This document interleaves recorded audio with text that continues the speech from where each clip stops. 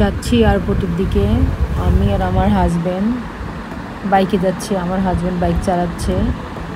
এয়ারপোর্টে যাব হচ্ছে আমার বোনের সঙ্গে দেখা করতে। তো যাই হোক, আমি ভিডিও করছি আর আমার হাজব্যান্ড বাইক চালাচ্ছে।